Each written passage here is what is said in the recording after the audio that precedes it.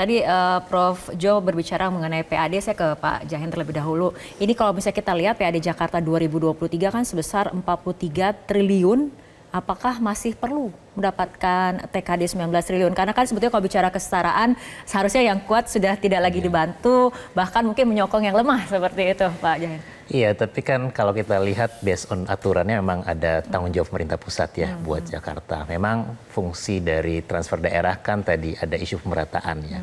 Jadi memang ada porsi khusus buat Jakarta, mungkin nggak sebanyak untuk daerah lainnya. Tapi saya sepakat dengan isu desentralisasi. Kalau kita berangkat ke isu desentralisasi kan terbagi in general dua ya, fiskal sama pemerintahannya.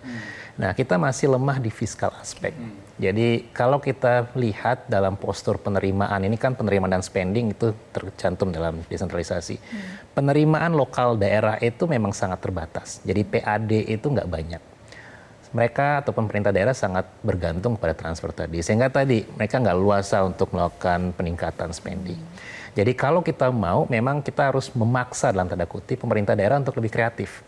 Nah, kalau Bapak Ibu ingat, itu Narendra Modi kenapa jadi terkenal, dia bisa jadi Perdana Menteri, karena ketika dia jadi wali kota, dia itu meng-attract investor datang. Jadi investor datang, invest di kotanya, sehingga nanti daerah yang dia pimpin maju. Nah, kita belum menemukan itu di daerah. Jadi kalau pengen ekonominya semakin maju, we have to have a very creative leader yang bisa mendatangkan banyak investor datang dan bikin bisnis semakin mudah. Agar nanti pemerintah daerah nggak terlalu tergantung dengan transfer pusat, mereka lebih independen dan bisa jor-joran untuk pembangunan apapun yang dibutuhkan.